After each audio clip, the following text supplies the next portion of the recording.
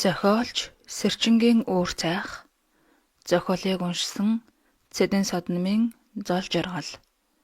Шүн дундын бүжиг 11-р хэсэг. Готов хэмээх өөр нэг лам. Тэр ухаан алдсан залууг Шарав дорж гэх бөгөөд уг нь багадаа Шарав гэдэг нэртэй байсан ч өвдөд байсан тул ламд үзүүлэхэд хоёр үетэй нэрэг гэж дээр нь дорж гэж нэмсэн ажгуу. Тэр нэг улсын байгууллагад хилцээний дарга хийдэг аж. Намлын сонгуул маш сайн зүтгэсэн учир шагнал болгож даргаар томилжээ. Намжил баг зэрэг сүлхтэй тул өөрөн гэсэн нэг ламд бүх ажлаа даатхан Шарав доржийг ажил авч хамтран зүтгэвэл ямар байна хэмээхэд шоох хаян үзээд хэсэг чимээгүй сууж байснаа. За яах вэ? Сүсэг муутай хүү юм. Өгөнд чинь орохгүй бол хүрээд ирэхгүй юу да. Одоохондоо томилуулаад ажил хийлгэхэд чих зөөлөнтэй хатраад байж мэдэх хөөхд байна. Яванда бухын хүзөө ороод ирвэл хашрааж болох үз. Химээгээд хойш суун жижигхэн алим тавьчихсан байна уу да гэмээр хамарлуугаа улаан таймах чихэн татаад маш чангаар ачуу гэж найтайлаа. Тийхүү буудалд хэдэн хоног тоглох үедээ намжил Шарав дорж руу залгаж гишүүн нь энд нэг буудалд байгаад байна. Чи надад ганц шил коньяк олоод ирээч хэмээн ширүүхэн дээрэнгүй хэлэхэд Шарав доржийн гэдэн гэнэт хөдөлж энэ муугаар би дандаа заалах уу? Гишүүн болох гэж зөндөөл зүтгэлээ. Эцэст нь намайг хинч мэдэхгүй нэг муу газрын дараагаар тавьчихад ихэн бодож гин. Бусад гишүүн өөртөө шадар хүмүүсээ нэртэй зүстэй агентлагийн дарга дэд сайд гэ том албан тушаалуудад тавьдаг байхад энэний байж байгаа царайг нь гэж хэтэрлээд очоогүй аж. Гишүүн түүнийг ирсэн бол жаахан ярилцаж байгаад саяхан шинээр гарсан нэгэн орон тоон дээр яамны төрөө нарийн бичгийн даргад дэвшүүлж төр орлон гүйцэтгэгч хэмээх сайхан үгээр халахлан бөөр болгох бодолтой байсан ажгуу. Гэвч тэр ирсэнгүй тул лам руугаа отоос зохиж энэ залууг нэг сайн хашраагаад өгөөч. Үгэнд орохгүй том толгоолдог боллоо. Нэг удаа биш хэд хэдэн удаагийн үйлдэл шүү дээ багшаа. Гэхэд готов ламтан гэхээс өөр хэлсэнгүй уцаа тавьжээ. Тэр жаахан хар дом элдэв хараалж атах гэх мэтийг хийхдээ гаршсан лам байлээ. Ингэж уцаа тавихтан заавал өргөл авдаг туслахтаа $1000 өгч үүнийг ламтанд өргөд өгчих. Юм хом битгийэр асуулт асуувал мэдэхгүй байна гээрээ гэж захиад илгээлээ. Тэр өдрөөс эхлэн Шарав доржийн аавын зүгд муудаж эхэлжээ. Готов лам муу юм хийдэг өрөөндөө ороод 3 улаан лаа асааж тайруулан тавиад бог дуудах номоо уншин Шарав доржийн зургийг голд нь байрлуулад хажуугаар нь жижиг балан бэлдэж өрөөд урдуур нь гойлог битэй шулмас гэгдэх зэтгэрийн шавар тавьжээ. Ингээд дуржигэнтэл тангад ном уншихад Шарав доржийн тэсэр алдан ажиллаа хаж гарчгүйгээд гэртээ очин их нэртэйгээ хэрэлдчих гээд байдаг байв. Эцэст нь тэр өдрийн хэрүүлээр хэрэг мандаж шөнийн клуб руу хөл мэдэн харааж очиход урд нь тоссон юм шиг эгчмэд царайлаг бүсгүй билээхэн хүлээж байжээ. Энэ бүгдийн цаг тохиолыг яаж тааруулхаа мэддэг готов лам наг хөхөрч ингээд чи эзнийхээ үгэнд орохгүй том толгойл чам зэргийн бацааныг багш нь өлхөөн шоглоно. Алив бүжиглээд бай хэмээн шахсан аж. Гэвч жаахан бүжиглээдээ суух гээд байсан тул готов ховрох эрхээ татан үзээд энэ сүнс арай хүчтэй юм а хагас өгсөн байна гэж гэрлээг олж мэдээд очир эргүүлтэн үлээсээр Шарав доржийн хажуу даваачв. Алив наад хөөхнээ хараачтэй Шарав доржоо гэж дуурах цагаан дуунгийн дуурсан үлээж хонхоо хэдэнтэй цохиход алсын зайд дуун тархаж муу зөвгийн 44 тэнгэрийг дуудахад тэнд очиж хорогцсон богнууд гэрлээгийн анхаарлыг Шарав дорж руу чиглүүлж чаджээ. Ингээд Шарав дорж өрхөнд орж хорлогдоод баасан ламын ачаар ийхүү түргний машин дотор ухаан оршин нь тэр байв. Тэр үед ажил хэрэгэ бүтээчихлээ гэж бодсон готов лам тайвшран унтаад өгчээ. Төөний асаасан 3 улаан лаа асаж байснаа Шарав доржийг сэргээх үед цонхоор орж ирсэн салхинд үлээгтэн хагас шатаад унтарчхав. Хэрэгээ бүтээсэн гэж бодсон готов ламыг өглөө босоход хорлолын 3 улаан лаа хагас асаад унтарсан байсанд ихээхэн гайхаж за байз. Асуудал ингээд амархан шийдэгддэгсэн. Энэ буруу зүйл болчих вөө хэмээн эрхээ хэдэнтэй татаж үзв. Гурван улаан лааны гол байх шарав доржийн зураг харлан хөө тортог болох ёстой атал захаасаа жаахан л харлаад бусдын тов тодоор гэрэлтэн байваа.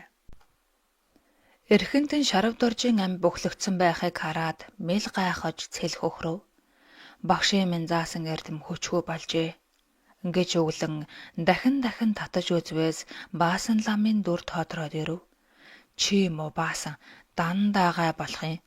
Түрүүн бас тэр болор гэж гайг ажлын газрын залуу нь аваа хідэн төгрөг төлж амийг нь авахулахаар захиалсан. Гэтэл бас л энэ Баасан тувг утсан.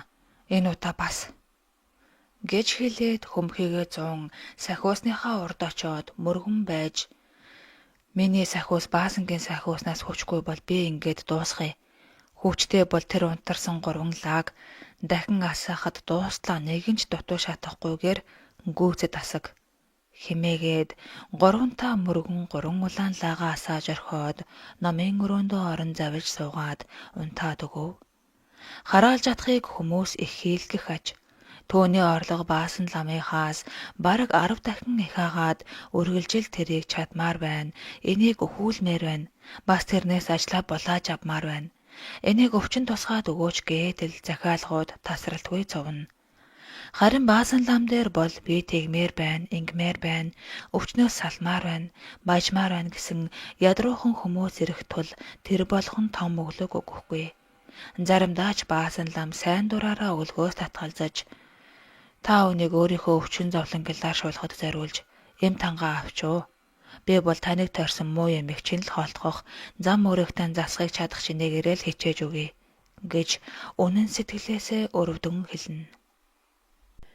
Ийм байдлаас харахад эд хөрөнгийн хувьд хоёр өөр сонирхолтой хэмжээгээрээ илт давуу байдалтай хоёр хувиргын тулаан ил тал дүрнэн. Нэгэн удаа Баасан лам Готов ламын хажуугаар өнгөрөхдөө миний найз ямар олон мөнгөний бүгд агуулж өгдөг болов вэ? Хийсэн үйлээ жаахан засвал яасан юм? Гэж хэлснээс хойш Баасан ламыг харахаараа мөр буруулан оддог зуршилтай болсон аж. Гэвч Баасан лам сайн санаж хэлсэн болохоос түүнийг гомдой, шөөмжлөе гэж огт бодсонгүй билээ. Энэ бүгдийг бодож суусан Готов дуг хийгээд босож ирэхэд 3 улаан лаан гуруула бүрэн асаад дууссан байв. Готов түүнийг харчгаад наг хөхрөн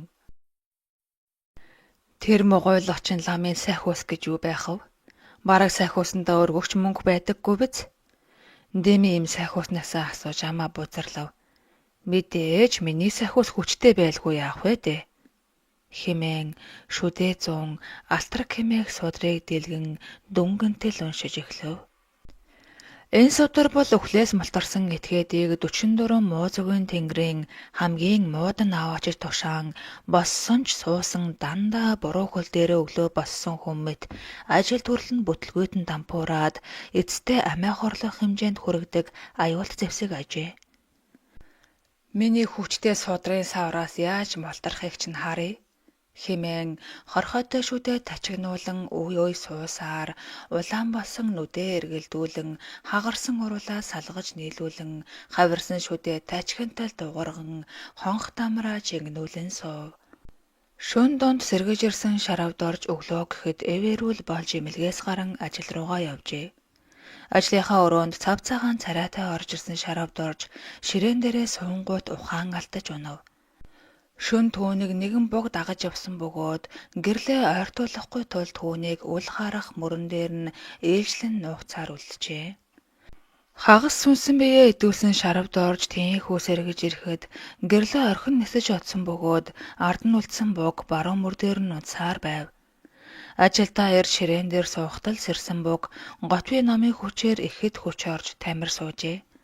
Өлсөж сангасандаа болоод бушуухан сүнсээр хооллох гэсэн буг хуурц зүвгээ суулан шарав доржийн магнад шаагаад авчээ.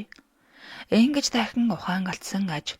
Тусалхан нь орж ирснээр дарган ширээгээ дэрлэн унтаж байхыг харчгаад чимээгүйхэн гарч хаалаа. 12 дугаар хэсэг шарав дорж ба буур. Буур бараг бүтэн үхээд эргэж биендээ оржээ. Бойрын ар гэрийнхэн түүнийг гинэт алга болоход хичнээн хайвч ис олсон тул гол дүйж алга болжээ хэмээн дүгнэв. Учир нь бойрын машин застах газрын эзэн түүнийг сүүлийн удаа голын нэр рүү явсан гэж хэн нэгнээс дуулжээ. Олон жил ажиллахдаа ажлаа тасалдаггүй тэр залуу огт юу ч ярилгүйгээр чимээгүйхэн алга болсонд хэргийн гол учир оршино. Түүнтэй хаяа уулздаг найз нь гэрт нь очиод байхгүй болохоор ажил дээр нь очиж сураглаад ийхүү бөөн эрс сурал болцгоосон байна. Ухаан орсон бойр мэдрэл муутай хүн шиг голын эрэг дээр нилээн удаан суужээ.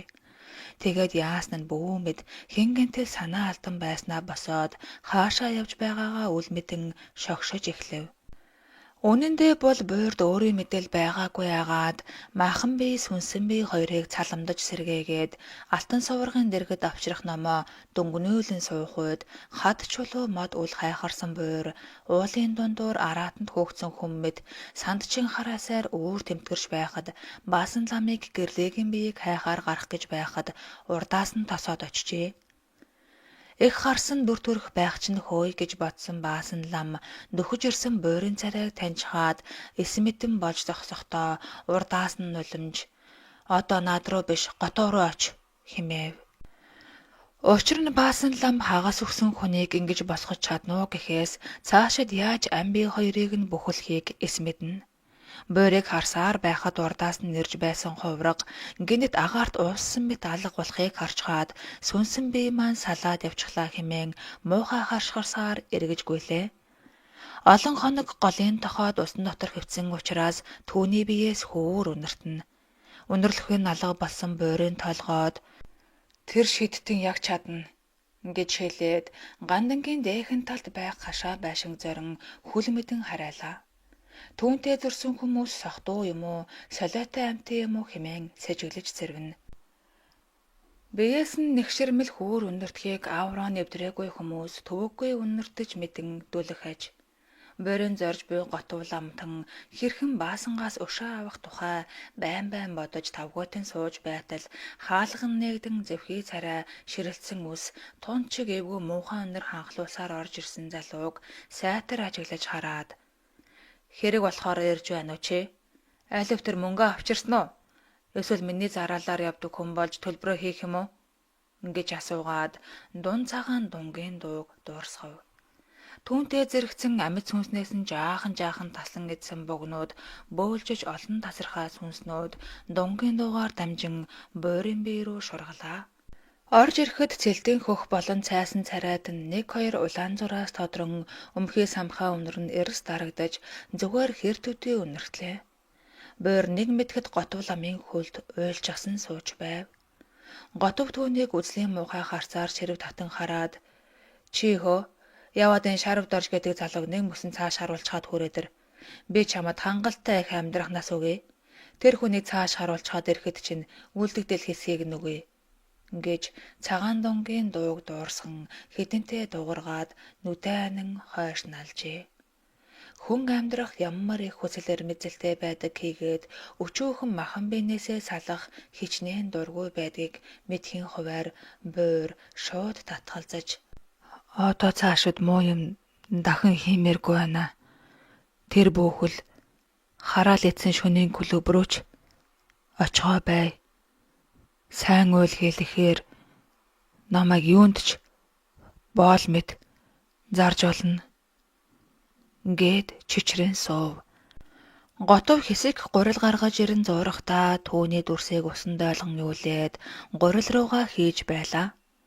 Буур дээр хүүгийг хэлэхдээ таг зуурсан эрүүнээсээ болж үе үеэр нь таслан арай чамаа нэгэн готовд ойлгуулжээ. Готов сая зуурсан 10 гурилнаасаа амандаа багаар хийж байснаа буурыг тийхүү сэргэлт авмагц одоо чи яв гэж буурыг хөөлөө. Тэр үед ширээн дээрээ ухаан алдсан шарав доржийн бие хурч эхэлжээ. Гэрлээ шарав доржийг сэрэмэгц орхин нэгсэж одох үедээ сүнснээс нь арай олныг нь авч отсон агаад махан бие дээрээ очмогц тийшээ үлээж орхиод санд мэнд шарав дорж руу ботжээ. Түүний бодолд үхч гсэн байгаасай. Үхээгүй бол хурдан үхээсээ хухаа хүүрчнэ гэж хараал хэлэн явжээ. Тэр уг нь хараал өрөөл мэдэхгүй эвдрээгүй бүсгүй байсан боловч хотод хөл тавиадал байдал бэртэж хүмүүсийн хэлдэг түгээмэл хараалын үгийг хайр гамгүй урсгадаг болжээ. Харин буур бол тэгсэнгүй. Аль болох цуун ярьж сүнсэн биеэ гамнаж хий дэмий зүйлд энерийг үл зарцуулдаг байсан билээ. Арай гэж олсон биеэ бузарлаж ахин муу юм хийгээгүйдээ баярлсан буур босох үедээ хүлэн мэдээгүй болж нэг мэтгэд шарвдоржийн ажлын ширээний хажууд зогсож байлаа. Энэ хүн лав мөн бололтой. Эсвэл энэ хүнийг цааш харуулад готов ламаас нэг мөсөн уртуудаа амьдрах хаттай авдаг юм билүү? Зэргийг удаан тунгаан бодсон түүний санаанд дандаа болох бүтэхгүй санал эргэлдэнэ. Мэдээж ард нь улдсан готов ламын шавран дүрс бүгдийг дур мэдэн удирдах байв. Готов өөр нэгэн дүрс хийж тавьсан нь баасан лам байх бөгөөд тэр дүрс буур хоёрын хооронд ус тавьжээ.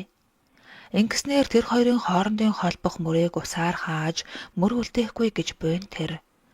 Эртний хараалчдын хийдэг энэ аргыг сурч авах гэж олон газраар бадарчилсаар нэгэн төвд ламаас ингэж болдог гэдгийг мэдэж туршиж үзсний дараа итгэсэн ажгүй. Тэр намыг 2 жил басилгасны эцэст нэгэн мэргэн хүн дээр малаа алдсан эрэлчин явуулж ховлог буюу 41 чулуу татуулж байхдаа тэр хүн хийгээд адууны дүрс хооронд ус тавьж төөрүүлэх намаа айлтхан суужээ. Мэргэн хүн хэдэнтэй ховлогоо татаж үзээд адуу чин 100 ухаанд байна. Гэхдээ их хачин толгойн сүүл рүүгээ сүүлэн толгой руугаа хараад байх юм. Уг нь чиний хэлснээр баруун таландаа алаг бидэртэй морь мөн бидтэй гэж лавлан асуув. Адуучингэр зөвөн даландаа алаг бидэртэй хоёр морь шүү дээ гэж хэлээд мэргэглэгчийг гайхсан байртай харжээ. Адуучингэр маш мэргэн хүнийг төлөв төөрчээ гэж бодоод мордохдоо заасан зүгт нь яваад адуугаа олоогүй ажээ. Тиймээс готов лам дээр ирсэн байна. Готов тэрүүд шинэ ном сурч ирсэн хэмээн алдаршаад байсан үе. Болсон явдлыг нэг нэгэнгүй сонсоод готов лам ерөнхий баримжаа авч усан дойж гарсан дүүрсийг мэргэн хүн мэдрээгүй буруу тайлбарласан байна. Миний энэ сурсан эрдэм гарцаагүй сайн үйлчилдэг бололтой хэмээн бодов. Хэсэг чимээгүй болчихсон готов ламыг адуучин адгсан байртай харж буйг саялан заарч чи ихөө зүүн хоошоо биш баруун урагшаа яв. Танай зүүн таландаа алаг бидэртэй морчин тасарсан ижлээ дагуулад усанд орох гээд явж байна. Морд гэж яруулжээ. Учир нь мэргэн хүн уснаас гараад адууныхаа сүүлд явж байна гэж хэлсэн бөлгөө. Хэдий цаг хугацааны хувьд наан цаанч гэсэн яг л бодит байдал нь эсэргээрээ эргэж байдаг гэдгийг готов хараал хийдэг хүний хувьд сайн мэдэх бөлгөө. Буурыг яаж буйг баасан лам эс мэднэ. Учир нь түүний бодолд гэрлээл харагдаад байв. Нөгөө талаар тэр хоёрын дүрс хооронд тавьсан ус буурыг сайн явахад муу гэж, муу явахад сайн гэж харуулах тарин шившилгээр амилжээ. Буур ухаан алдаж унсан намжлын туслах болох шарав доржийн шургуулгыг нээвэл хурц үзүүртэй хайж харагдлаа.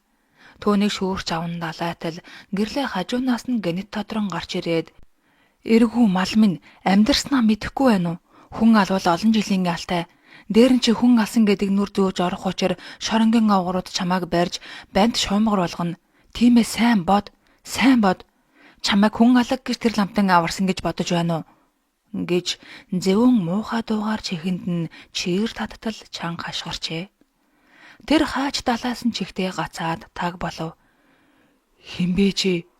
гэж ээрч мууран арай гэж асуухад гарт нь байсан хайж хоёр тишээ ангайж үзүүр нь хүзүүрүүн чиглэлээ. 13 дугаар хэсэг элдв шалдав амьдрал. Баасан лам маш хол аялав. Тэр хайсан зүйлээ олохын тулд зөвхөн явган явах тул машин цуух гэсэн бодлоо орхижээ. Тэр гартаа зүүсэн номтой очроо эргэх болгонд өзөөрийг нь дагаж явсаар сүүлдээ хаана явж байгаагаа ч мэдхээ байв. 5 хоног явсан биш хоол унд нэгсэн ходоод нь өлсөж толгойн тэсвэрлэшгүйгээр ангалцаж өвдөнө. Ийм шинж тэмдэг ирэх үед хайсан зүйлэнд дөхөж номын хүрээнд орж ирсэн байдаг гэдгийг мэдэх хүний хувьд ааж уухан доош сууж богцоо уудаллаа. Одоо олоход амархан аж. Тиймээс аян замдаа хэрэглэх талхай гарган дээр нь лаазалсан махнаас жаахныг тавин идээд цай чанаж уугаад хөдлөе гэж бодсон аж. Өндөр уулын ороо дээр нь дүнхийн. Харуу бүрий болж байсан тул хоноглоод явдаг юм уу гэсэн бодол өвөрлөж байв. Сагалгар өндөр модны ёроол суусан баасан лам юмаа идээд жаахан дуг хийхээр богцоод ирлэн дээшээ харан нүдэн анив. Нүдэн аних зуур маш сонин дүр төрх халт харагдаад одох шиг болов. Тэртээ дээр байх тэнгэр багандсан модны ороод ус сэгсэж салхинд хийсэн эмэгтэй хүний хоёр хөл дээрээс нь унжиж бүгсэн биед нь мод өлгөгцснөө эсвэл тогогдсноо гэмээр санагдахад нүдэн ансан чихтэй хэсэг бодол хийснэ гэнэт нүдэ огцом нээлээ. Бурхан минь тэр үнэхээр зөв харжээ. Сарны бөөдгөр туяанд нэгэн эмэгтэй модны ороод тэгнэн тогтоод үсэн санжганан салхинд дэрвэн. Энэ гэрлээ гэж үү? Химэн бодсон баасан лам номт очроо харвал чиглүүлэх үзүүр нь эгцтэйш гоцоожээ. Хэдий их ном эрдэмтэй лам хэдийч ийм айдас хүрэн байдлыг хараад өртөө толгоо нарзас хийж багш минь заавал намайг харуу бүрөөд ийм газар зааж ирдэг нь юу дээ химэн дуу алдлаа. Тэр мод руу ойрох боломж үл харагдана. Бараг 2 метрээс эхлэх бүдүүн мөч рүү цалаалан ургасан байхаагаад хэрэв дээш гарлаа гэж бодоход буцааж буулган ирэх үнэхээр бүрхэг. Элдвийн оршинд баасан лам юу үсийг үзэх вүлээ. Модны зөөлөн мөчөөр ашиглан дээс бэлдэж, хоёр урт том сургааг ашиглан бие хийж, жижиг моднуудыг ашиглан гişгүүр хийж, шад болгон дээш авирах гэсээр байтал үүр цайлаа. Нэгэнт дээш гарчихвал тэрхүү өгсөн хүнийг дээсээр осорлон доош буулгаж болох юм гэсэн санаа өвөрлжээ. Баасан лам иймэрхүү адал явдалтай учирч байхад намжил ажлыг нь удаашруулсан готов ламыг харааж өрөөн элдвээр хэлж "Чиний ламж хийжтэй. Миний мөнгөнд хахад цацаад сүүлдээ бүр хараал ариулөөч хийж чадхаа байж дээ янз нь. Чамайг солиод өөр хүчтэй лам олж авах минь." Гэхэд готов лам урсгаж буй хараалыг нь чимээгүй сонсож сууснаа шарн хөдөлж "Чи олж аваад жаргаараа тэгвэл" гээд босоод явчихав. Намжил оогт юм хэлдэггүй готов руу нэг муухай харснаа ээрч мууран "Чам шиг хувалзаас бүх хөгсөн мөнгөө нэхэмжлэн харж агаараа чи" гэхэд готов юм дуугарсангүй хаалгаа хаагаад таг болжээ. Намжил ламтны хаалгыг нээж арай зүрхэлсэнгүй. Нэг удаа араас нь санаандгүй явж ороод хэдэн өдрөөр бөөлжөөд өгчих төгснөө гинэт санав. Түүнийг ороход готов нүдээ эргэлдүүлэн мод малын гэмээр том зүрх тавган дээр агаарт тогтоогоод цусыг нь туслуулан тахилга хийж байжээ. "Хаалга тогшохгүй яасан бэ?" Ингэж хашгирахтай зэрэгцэн намжлын ам руу хэдэн юм ороод явчих шиг санагдаад хахаж цацсан сандмент буцажгүй. Араас нь гүйж гарч ирсэн готов нуруунд дээр нь хоёронтой алгадаад амандаа төвд номд өнгнүүлэн уншаад дээш гэдэлгэж байгаад ам руу нүлээж тарандаад "За та яв. Хэдэн хоног бөөлчхөл ах. Бусдаар бол зүгээр. Амь наснаас холуур өнгөрлөө" гэж хэлжээ.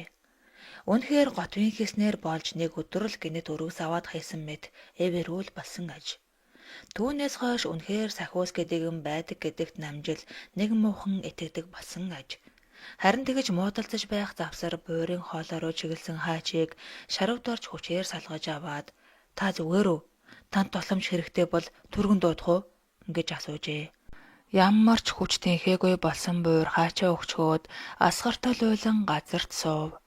Готвын хараалууд буцаж байгаа нь тэр аж.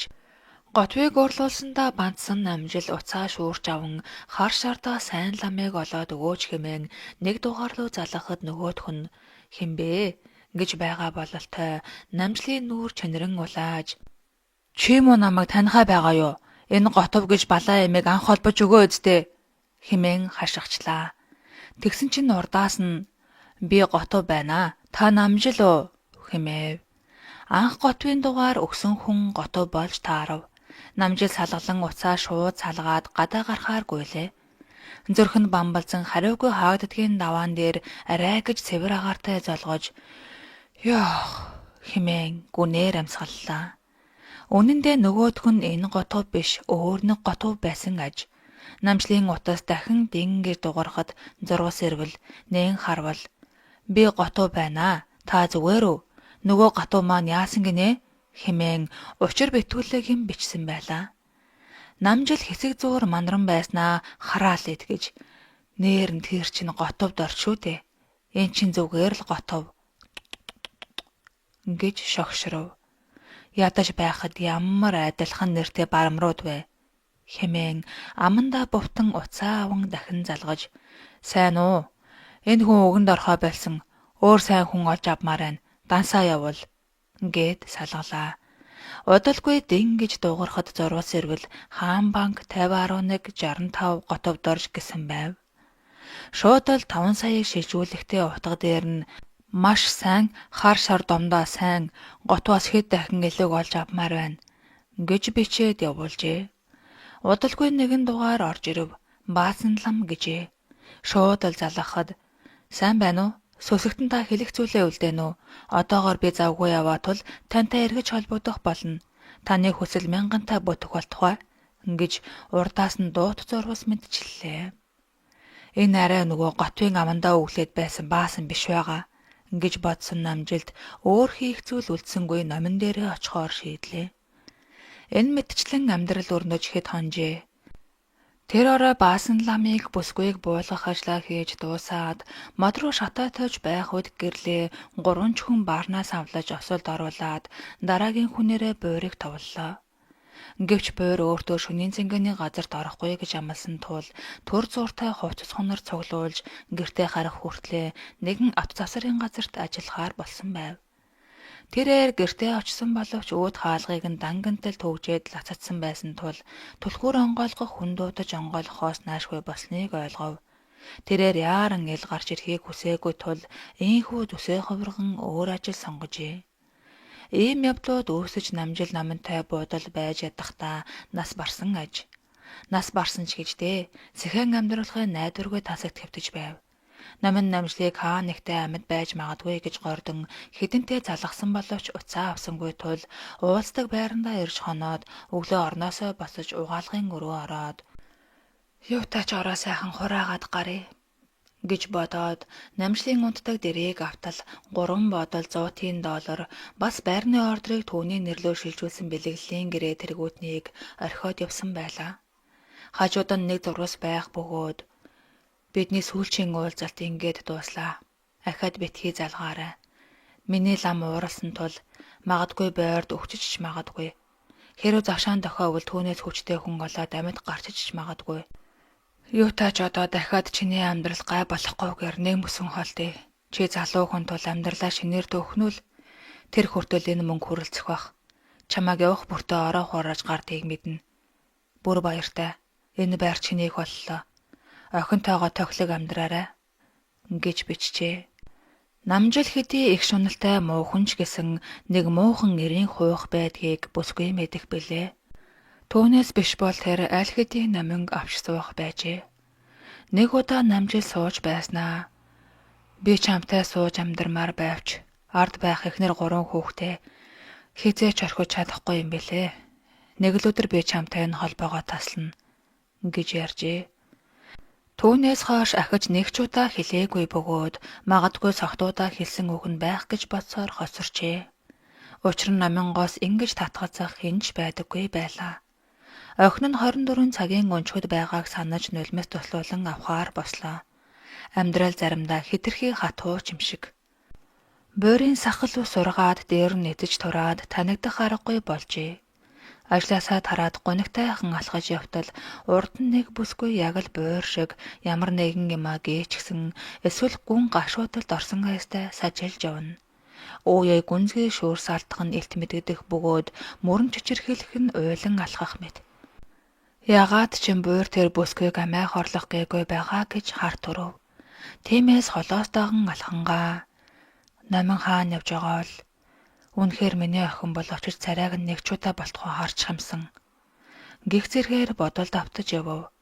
Бүсгүй нэг ч удаа эргэж харсангүй алхасаар 5 давхар байрны өрөвтгөл байх 24 цагийн өдрөөнжүүлэх гэсэн хаягтай байр руу ороод явчихав. 14-р хэсэг өөр нэг гэрлээ. Буйр хүн биеийг олсноос хойш хий биетийг харахаа ботлоо биеийн сайжирчээ.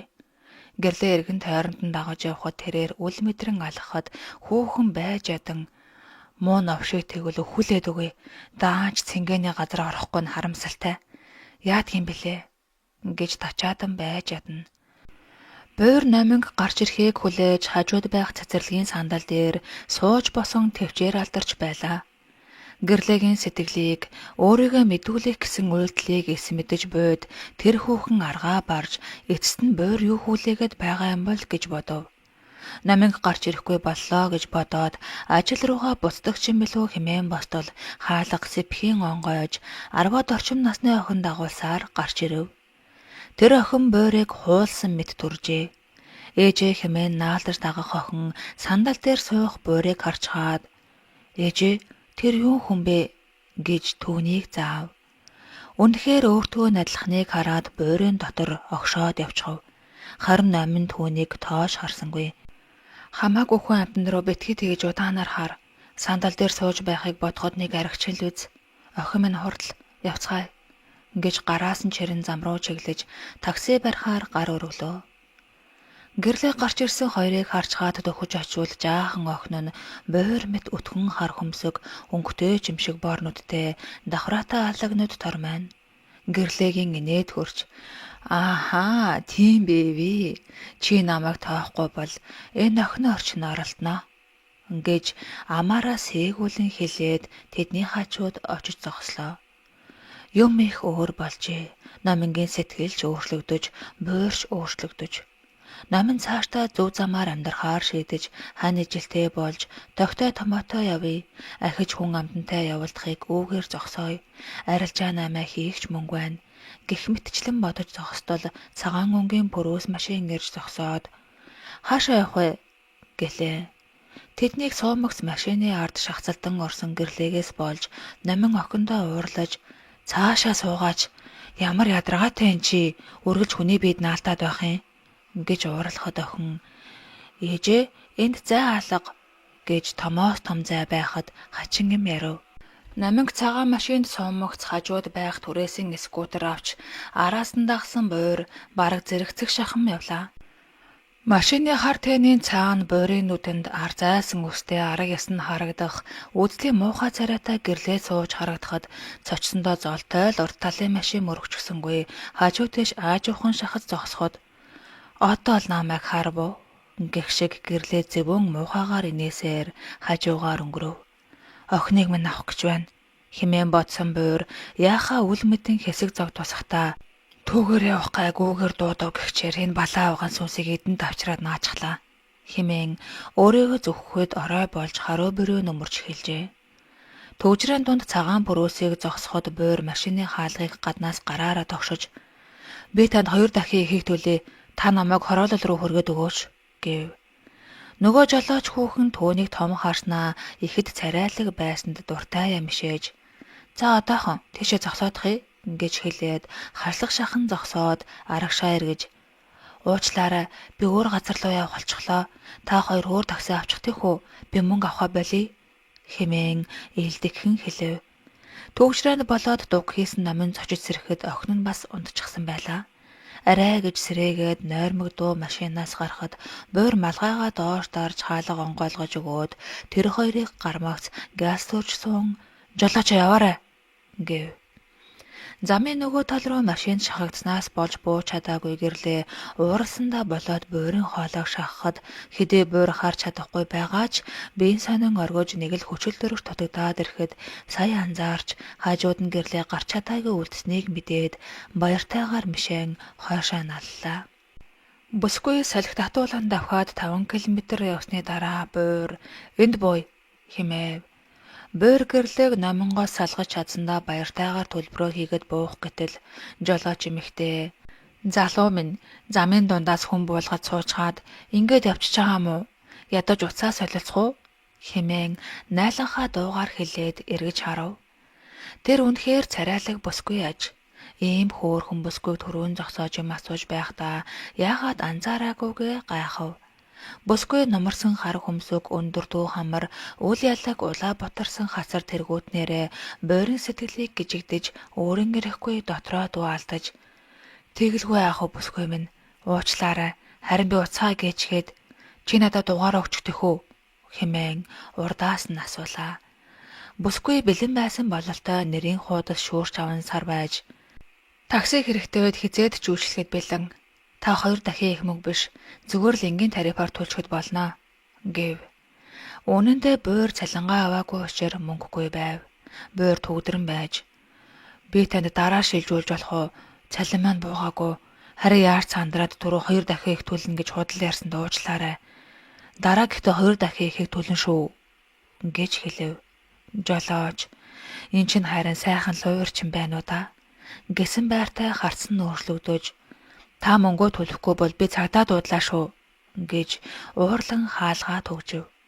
Энэ бүгдийг хажууд суух гэрлээ ажиглаж инээд нь хурч суув.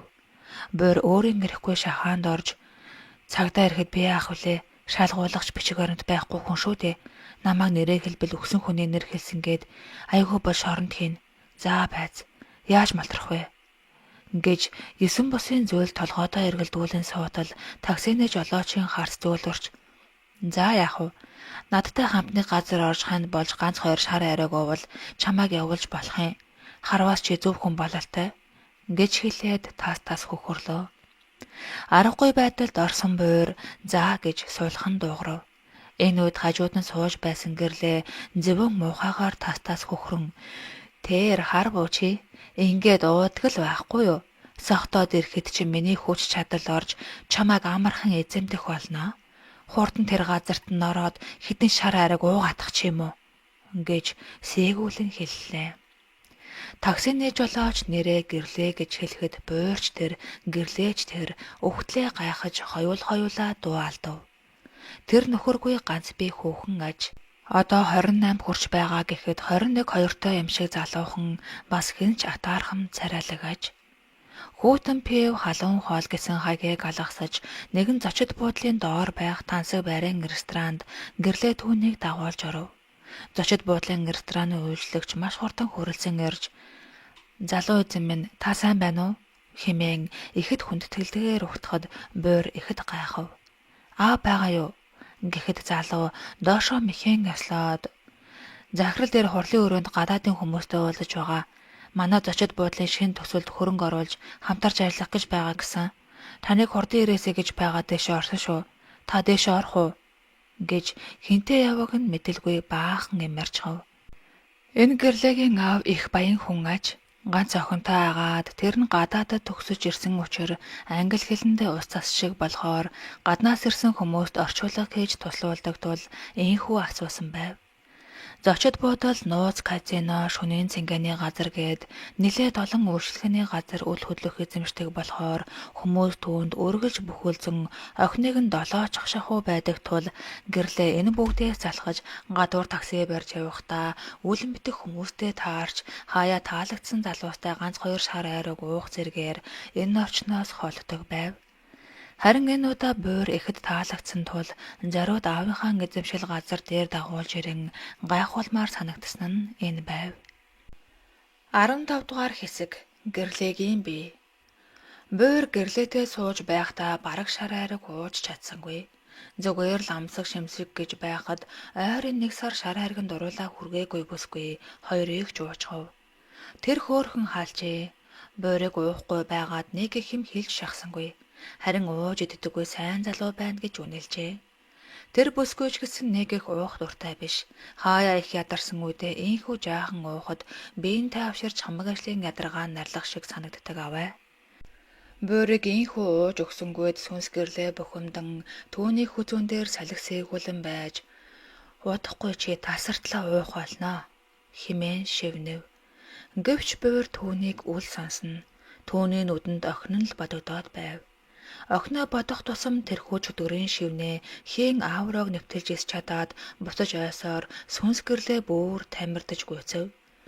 Нөгөө талаар баасан лам яг энэ мөчөөс эхлэн гэрлээг хүн хөнөөх уруу татах ажлыг нь сааруулах зорилгоор буулгасан бүсгүйн хоолойн хурдан дээр гараа ойртуулад санжид молом хэмээх судрыг дөнгөнүүлэн уншлаа. Содор уншигдах тусам гэрлээгийн муу зүйл сарнан алга болж ад чөтгөрийн эдшид буурсаар эгэл хүмүүний бодгол бие рүү хувирсаар байлаа. Хэдий тийм боловч дэндүү удсан тул ийхүү уншиж байхдаа баасан лам ухаан алдан унав.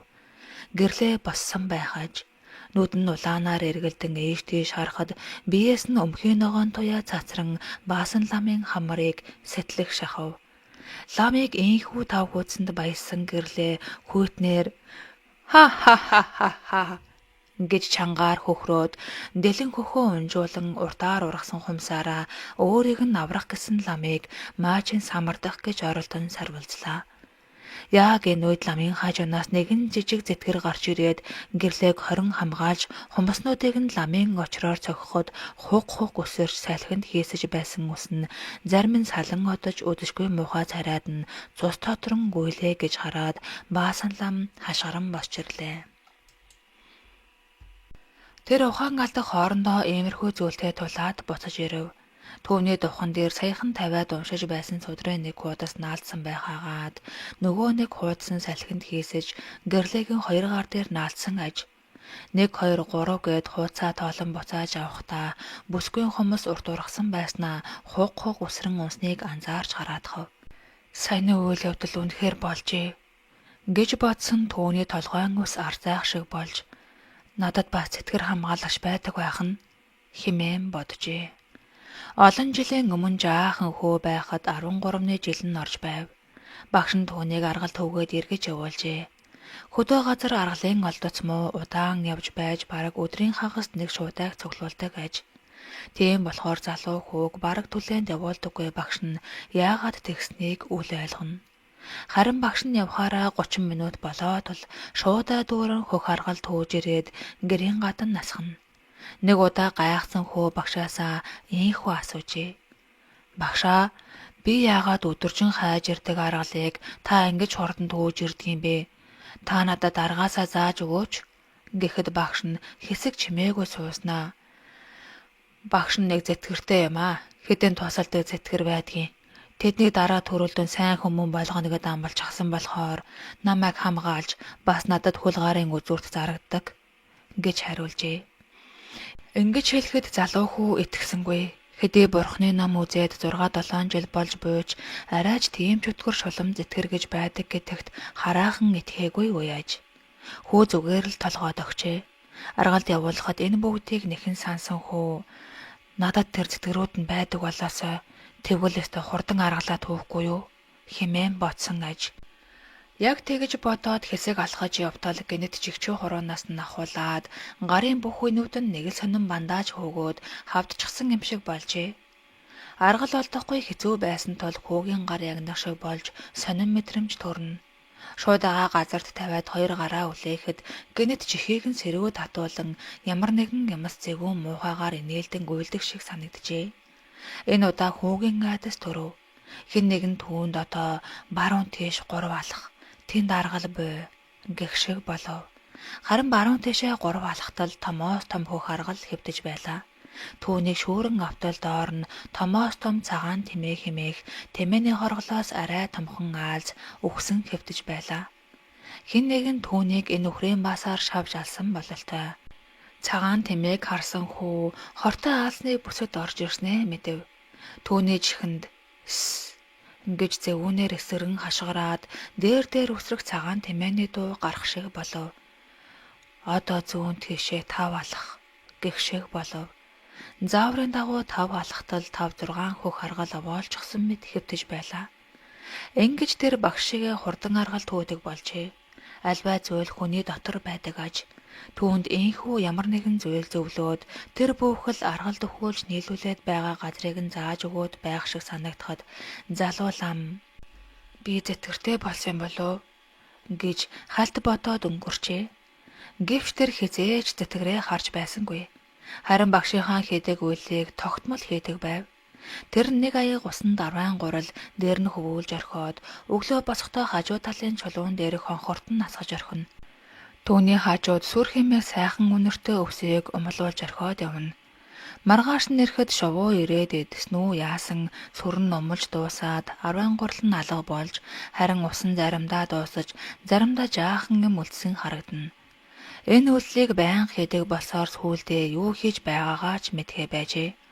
Маш хурдан аргалаа төвгээд ирэхэд багш нь гайхсан байртай харж чи чинь бас сэтгэртэй болчихоо юу? Багшийнхаа хийдгийг хийгээд байгаарэ. Одоохондоо мэдэгдэхгүй. Олон жилийн дараа хүссэн үедээ чамд харагдаж болох юм. Харагдахгүй ээч байж болно. Тэрийг зөвхөн тэр зүйл өөрөө шийдвүлэл гарч ирдэг гэдэг юм гэжээ. Өвгөн буурал багшийнхаа энхүү хэлснийг тод сансан баасан лам үнэхээр тэр зүйл надад ирсэн байжээ. Гагцхүү гар минь тэгээд хизээ зүгээр болсон юм болоо. Юрдөөсөө анзаарч мдээгүй юм байна гэж сая л бодов. Гэрлээгийн би дулаацаж нүүрэнд нь гэрэл асчээ. Тэр өөрийн амьдралын хэдэн хормоор ийхүү хагас өгсөн биеийг буцаан амьлуулж чаджээ.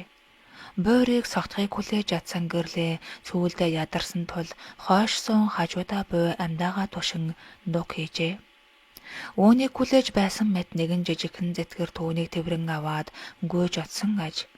Тэр бол баасан ламын туслах гэдгийг одоо бид мэдэх билээ. Сайн зэтгэр муу зэтгэр гэж байдаггүй аж. Чухамхүү түүнийг яаж ашиглах, эзэн нь яаж аягалахаас хамаарч сайн муу үйлдэлийг гаргадаг гэдгийг бид ойлгох хэрэгтэй ажээ. Залуу лам бүсгүйд өөрийн хувцснаас нөмрүүлээд толгойд орон судрын нэг хуудас тавьж ам оруулагч сүнс залагч хэмээх судрыг дөнгнүүлэн эрдүү баргал хоолоогоор уншлаа. Нүдэ аниж унсах ёстой бөгөөд түүний чихэнд час часхийн дуурах юр бусын чимээ дуулдан хаа нэгтээс хүнд хүлийн чимээ газар дөргих мэт сонсогдон уйхлан айхлан хурдлан гуйх ямар нэгэн биетийг мэдэрч байлаа. Төвний дотоод сэтгэлд асар их хуйсалах босч амаа ангаа нүдэ бүлтээлгсэн айсуухай асар хурднаар тоос татуулан сүнсэн гэрлээ залж айсуун мэдгцээр. За нүдэ нээжил болдоггүй юм шүү. Хэрэв нээвэл дотоод сэтгэлд үүссэн асар хүчтэй долгионоос болж 5 метр хүн чинийг сохорч магадгүй. Гэж багш нь энэ судрыг заахдаа олонтоо номлон айлтжээ. Хэдэн хормын дараа гэрлээ чангаар ёолон Яах, ямар их өвдөж байна. Химээсээр өндгийж ирэхэд нөгөө чимээ алга болж гадна нь орчин тайван сайхнаар оршин байх мэт болжээ. Залуу лам нүдэ нээв. 16 дугаар хэсэг эргэж амлах зуур. Гэрлээ ухаан орж сэргэж ирээд хажуудаа суух юр бусын үзлийн царайтай хүнийг хараад цочин хашгирлаа. Гэрлээгийн унган дуу уянгатай айгаад ялтам зөөлөн аж. Хэдий айж зочин ээжээ гэж хашгирсан ч түүний дууны өнгө тийм яруухнаар сэргэж ирэв. Энийн сүнс нь бүрэн төгөлдөржин эргэж ирээд бүтэн нэг бодгол болсныг зарлаж байгаа хэрэг байв. Нялх хөөхд часхийн орж төрдөгтэй агаар нэг гэж ойлгож болно. Тээнхүү чангаар хашгиран босож ирсэн гэрлээгийн нүд ирээлжлэн урд нь үдэшгүй муухай царайтай хүн юр бусын гэрэл цацруулсан энэ ертөнцийн эгэлгүй нууцыг эзэмшсэн гаргууд хувраг хүн инээмсэглэн буйг хараад тайвширчээ. Лам нүдэ нээн түүний төлөв байдлыг анхааралтай ажиглаж сонгоо аманда дарихийн тарныг амлиулан уншаад дөх гэж тушаав. Гэрлээ дөхөж очиход тэрхүү лам нүүрлүүн нулимхад гэрлээгийн уур хурч өсрөн босоод ламыг алгадаад авав. Гэтэл гар нь агаарт гацаж юр бусын халуун уур гарыг нь түлэг шиг болж хэн нэгэн хүн өөхөксдийн ертөнцөөс амьдын диваажинд буцааж авчирсан хүндээ яаж хандах чинь энэ вэ? Одоохон өвдөх сүгдэн өршөөл хүс хэмээн цуурай татлаа. Гэрлээ юр амьдын ертөнцтэй өвлөрч чадахгүй хэн түүнийг эргүүлэн авчирсныг огт мэдэхгүй самгардсан байдалтай байгаад буйг анзаарсан лам дахин нүүрлүүн нэг нулимхад гэрлээгийн нүдэнд аянга цахих шиг болж саял бүтэн ухаан орлоо. Түүний нүүрэн дээр наалдсан хорд зэтгэрүүдийг лам тийхүү шүлсээрээ ариулан цэвэрлжээ. Экстэгээс гэрлээгийн уруул нүрээр дүүрэн хомхой долоосон шарахнууд яр болон гарч ирээд үдэшгүй муухай царайтай болгох ажээ. Энэ бол ламын түүнд үзүүлж буй бүтэн үйлчилгээ гэж ойлгож болно. Түүний номч мэрэгэн багш нь хүнийг сэргээж эдгээвэл эдгээсэн шиг нэг мөсөн эдгээхэн зүйтэй. Үгүй бол амьдын тамд унгаад хэрэггүй гэснийг сайтар ойлгосон ажгүй. Хэрэв хэн нэгэн үдэшгүй муухай яр шарханд баригдсан нүртэй амьдрснаас бушуухан өвхөж талд ороод дараагийн шин төрөлтөөгөө золгосон нь дээр буйзаа. Ийм хэн цэвэрлэгээ үйлчилгээг хүний дургүй хүргэн байж нулиман цэвэрлэнэ гэдэг жирийн хүний хувьд ёс суртахууны талаасаа ч тэр аяйгүй төвөгтөө бөгөөд хэцүү үйл билээ. Харин үүнийг жинхэнэ номч мэргэн хүн домч хүн л уйлдаг аж. Гэрлээ юу болоод байгааг сая л ойлгосон тул та дахиад нэг нулимаад өгөөч гэж тэрхүү хачин хүний урд сөхрөн суулаа. Гэвч хувраг зөвшөөрсөнгүй толгоос ихсэрч одоо болноо. Чиний нүд урдынхаасаа гой цэвэрхэн байх болно. Бөө санаа зов гэжээ. Гэвч гэрлээ 3 удаа нулимуулчмаар санагдаад дахин өвдөх сүгдэж Ачтан таны ачийг яаж хариулах вэ мөхөс би? Өгсөн намайг эдгэн сэхэрүүлсэн биш үү та? Миний уурын муухгаас болж та өвлөө бүү дутуу хийгээч гэж хичээнгүйлэн гуйжээ. Хувраг үл зөвшөөрөв. 3 дахь үүлийг нь ингэх учиртай аж. Хэрв амархан зөвшөөрөөд хийчихвэл төрөөчийн хийсэн номын хүч сулран магадгүй гэрлээ удахгүй маанаг хүн болж хувирах. Амиа хорлохыг оролдох гэх мэт төвөгтэй зүйлүүдтэй учирдаг ажгүй. Хувраг гэдээ эс зөвшөөрч бууж дотроо бөөх шантар бүсгүй минь гуйгаад бай гэж олон гуйлгах ариун санвартны номыг хичээнгүйлэн тарниж суув. Гэрлээ уйггүй нэгэн аж. Түүний хажуунаас тасралтгүй хинэгэн бүү цөхөр гуйгаад бай гэх мэт чихийг нь захтнуулан шивнсээр аваа. Эцэст нь гэрлээ уйлжээ. Түүний нулимс хувиргын гар дээр подхийн туслах үед хуврах гэнэт төө гэж пал хийтэл нулимайтхав. Хэдий гуйж байсан ч гэсэн гэрлээг нь дургүй хөрч хор шар нь боцоллаа. Уг нь анхааруулж хэлээд нулимсан бол гэж дотроо бодсон тул тийхүү барьцаалджээ. Хуврагын цэргэмээр бүхэл шүлс тэрхүү бүсгүй нүрээр дүүрэн тогтоход бүсгүй овиудас хөрч гэж муухай дууран огиулахад амнаас нь муухай ногоон ялгадас маягийн юм цувран гарч ирээд огт юм идээгүй ходоод нь цатгалан байсан мэт баахан юмсаар дүүрэн бөөлжлөө. Төөний амнаас урт ирээн ос шиг юм нунжралдан унаж ирэхэд хувраг гарч хаад цочин дав хийв. 2-3 зулцган байгаа бүүлжнөөс нь цугран гараад гайхсан маягтай цогноон харснаа бушуухан өлгсөөр морилсон оджээ. Хувраг ирэхээ татаж үзв. Түүний наманд бууснаар бүсгүйн хотоод бүрэн цэвэршжээ. Модон дээр үлгэгдэн байхад могоо очиж үүрлэн амаар нь ороод дулаахан хотоодод нь тухтай наргагүй байршсан бололтой. Бүсгүй юу болоод байгааг сайн ойлгосонгүй бололтой дахин хий огуулахад өөр юу ч гарч ирсэнгүй. Хувраг савтаа уснаас аяганд хийж өгөөд үлээснэ. Энийг өө гэж ширүүхэн хэлв.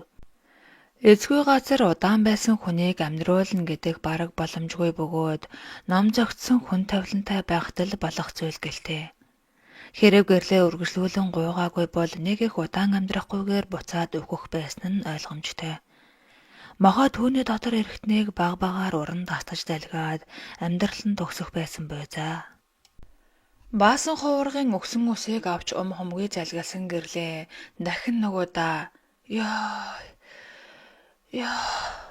гэж дуу алдахад түүнийг алгадаж авсан хувраг яасан амны бэлэггүй хүн бэ чи амьдарч байж ёох гэд байх юм ядаж ганц удаач болтгоо баярлалаа ямар гоё юм бэ гэж хэлж болохгүй байна уу чи химэн хөмсгөө нумруулан дүрмдлээ. Бүсгүй нүдэнд одоо хувраг хүн биш эрлэг намун хаан ирсэн айтай сүртэй харагдана. Гэрлээ энэ удаа уурлах биш ингэнтэй л байлаа. Тэгснээ нүдээ нухлан байж сайн сэргийж чадахгүй байна. Та намайг уучлаарай. Би яг хаана байгаа юм бол эрлэг намун хааны хажууд ирсэн үү? Эцэг эхийн өсөж төрүүлсэн ариун газар дэлхий дээрээ ачид хуврагын хажууд байна уу? Та үннээр нь айлдаж өгөөч гэж гуйсан өнгөөр хэлв. Баасан энэ удаа элдв ном заслан дууссан тул эви бүсгүй минь наашир дөнгөж сая чамайг их дэлхийд чи нэрүүл саруулаар авчирлаа. Хэдий чи амьдрах гэж олон хүнийг золсон ч одоо тэд бүгд төрөл дээшилсэн буй. Дээшлээгүй нэг нь аанда чамтай чамгүй хорвоог орхих байсан зузаан нүгэлтэй хүмүүс. Одоо ингээд бүтээрийн зам салж байна. Миний хийх ажил дууслаа. Харж амар гэж хэлээд буруу харлаа. Бүсгүй барьцаалдаж хэсэг сатаарн эргэн тойрноо хараад болрын эхнэр цэцгийг одоо л таньжээ. Тэр нэг шуургатай өдөр хонь уруудахад дагаж явсан гэрлээ. Энд хагас өдрийн дараа ирж билээ. Салхи шороо шуурганаас хамгаалсан энэ нөмрөг газар ирж айлд ороод л ухаан алдсан аж. Түүнийг сэрэхэд хөл гарыг нь барин базаж байсан настай автар эмэгтэй босож "За ашгүй минь нэг юм сэрэглээ. Хүүний нялхуур миний охиноос ялгаа юу байх вэ?"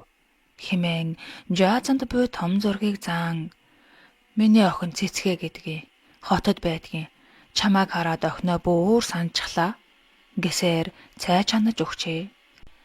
Ганцаараа байх тэр эмэгтэй малхуйгаа хараад бараг жилийн 4 улиралд эндээ байцдаг гэж ярина. Уулаар өксөө цэрүүхэн тул өдөржин бэлчсэн мал оройн сэрүү унаад доошоо буугаад хотондоо орчихно. Харин өвөлдөө доошоо газрын нөмөр бараадан нарлаж сахлаг өвснүүдээр амтад хоол тэжээлээ хийн тэдний 100-аад хон ямаа бот хийгээд явчихдаг аж. Ийхүү байж байхдаа цэцгээгийн ээж нэг л өдөр өнгөрчээ. Ганцаар амьдардаг тул түүнийг өнгөрснийг нутгийн хүн амтад мэдэлгүй байж байгаад бараг сарын дараа мал нь уулаар нэг тарчсан явсныг гэрлээ анзаарч хүн амтанд хэлдуулгаснаар ганц охин нь хотоос ирж малгүйг нь хямгадаж ээжийгөө оршуулад оджээ. Хэдэн малыг нь өвөл эдшийн цагаар бүгдийг нь ядаж дарсан тул ийхүү цэцгээгийн ээжийн өвөлжөө эзгүрсэн аж. Харин тэр ээжийн сүнс анх гэрлээг олж очиход хязгааргүй их баярлсандаа тэрөө ямар ч байсан өндөр хясаанаас унаж ирэхэд нь өлгийгөө дэвсэн зөөлөн угтаж авжээ гэж ойлгохдохоор гэрлээ хувиргаас холдож газар орон харчхаад буцаж ирэхэд хинж байгаагүй мэд орхоосон газар угтав. Тэр бяцхан айв. Учир нь энэ газар зэрлэг амтд ихтэй. Эндээс гэрлэвгөө очиход доорхоо ижил хаагас өдөр явна. Энэ бүгдийг яах билээ хэмээн бүсгүй бодоод үсээ барьж үзэн оролдож зогслоо. 17 дугаар хэсэг өөр нэг гэрлээ. Буйрыг тийхүү сууж байтал залуухан эр хурч ирэхэд гэрлээ босон "Өө аав, танилц. Энэ миний найз Буйр" гэж заав. Аав нь Буйрлоо эвгүйхэн харснаа. Аавд нь орчуулга хийх хэрэгтэй байна. "Энэ юу найз үлээ? Би огт хараагүй залуу ах чинь. Аавынхаа уулзалтын өрөөрөө хүрээд ирээрээ" гэснээ Буйрлоо дахин нэг харчгаад явж одлоо. Түүний царайнд нэг л хүйтэн жирвс хийсэн өнгөлөрхийг Буйр харчгаад дотор нь жихөөцөн "Энэ ямар гэж залуухан хүн бэ? Гэрлээгээ аав гэж үү? Бараг надтай чацуу шахуу харагдахыг бодоход 15 насад аав болсон юм биш үү?" хэмээн эргэлзэнгүй нүдээр ширтгэд гэрлээ анзаарсан бололтой. "Миний аав одоо 60 дөхөж яваа жаахан залуулаг юм аа. Хүмүүс түүнийг хөксөрдөггүй гэдэл байдгийн. Зундаа нэг газар руу 3 сар явж ирээд л эрс залуутсан харагддаг. Гэхдээ энэ бит хоёрын нууц шүү. Наас нь явчихад ирээ. Чи дуртай юм уугаад сууж байгаарай. Бас хоол идэж болно шүү. Төлбөр тооцоонд бүү санаа зов. Би эргэж ирээд хийчих болохоор юу дуртайгаа л ид. Удахгүй ирнэ гэж найдаа. Ажил баг байгаасай" хэмээн хэлээд ялтамхан инээмсэглэн товор хийн алхаж одлоо. Түүний явахыг харж суусан Буйр өөрийгөө гэнтэл ийм найстай болсондоо итгэж ядан чимхэж үзээд "Энэ лав миний зүүд биш үз. Урд нь надад дандаа л хачиг хүмүүс таарч тэр бүгд намайг уламд ордуулдаг байсан. Гэтэл одоо ийм найстай учрна гэж байх уу?" хэмээгээд сандлааналан хойш болов. Түүнд юу ч идэх сонирхол төрөхгүй байсан ч гэдсэн хоржогнон сайн хоол идээч чи гэх шиг дугарсаар л. Буйр ер нь энэ газраас бушуухан гарч холдмоор санагдсан ч түүнийг эргэж иртэл хүлээж байгаад баяртай гэж хэлэн явхаар шийдэж нүдэ анив. Хичнээн утсан юм бөөмөд нэг мэтгэд тэр эзгүй хээр газар нөгөө гэрлээгийн өмнө ирсэн байлаа. Гэрлээгийн царай харлаж ядрангуй харагдах хагаад түүний цаана баасан лам гурвалж зөөл бариад таг хөшсөн байдалтай сууна. Гэрлээ Буйрыг хараад инээмсэглэх хайдан "Чи яаж энд ирэвэ? Баасан лам намайг орхиод хаашаа ч малгуулчихлоо. Би буцаад амилсан. Яг чам шиг" гэж хэлэхэд гэрлээгийн хоёр нүднээс нэг нулимс туслан доош урсаар хамрын дагуур нийлэн хүн хонхорт нь нэг болоод зузаан уруулынх нь дээд талд бунжигнон тогтлоо. Энэ нь түүнийг хагас өгсөн өвтөл биш хүн гэдгийг харуулах гэсэн баасан ламын номын хүч аж. Түүний хэдий ядрангуй царайтай харлаж аншсан бүсгүйч гэсэн ийм үзэсгэлэнтэй харан чинээ буур санаагүй учраа сандран ханцуугаараа нулимсыг нь шудран арчхад гурвалж зүйл барьсан баасан лам эргэж хараад уруул дээрээ гараа хөндлөн тавьж чимээгүй байхыг сануулад. Залуу минь, чиний шинэ амьдралын бэлэг тэр гэрлээ биш. Энэ гэрлээ юм шүү. Чи хэрв түүний амласан хоол болгоныг идсэн бол ийшээ ирж чадахгүй байв. Одоо сүйт бүсгүйгээ аваад жирийн амьдралаар сайхан амьдраад явах тун. Харин тэр гэрлээ гих бүсгүй миний заяаны хан байгаа юм. Түүнд бөөх хүрээрээ гэж хэлэн агаар дуусаж алга боллоо. Баасан ламаа, би юм асуумаар байна гэж орлох буйрыг ханцуунаас нь татаж сэрээс ингэрлээ. Яагаад унтчихав вэ? Би чамайг юм мэд гэж хэлсэн мэт дээ. Алив зөөгчөө наашир дээ. Энэ хүнд дуртай амийг нь авчраад өг гэж даруйхан хэлэхэд буур толгой сэгсрэн үгүй яалаа гэж би юм мэдхүлээ. Надад төлбөр хийх мөнгө байхгүй.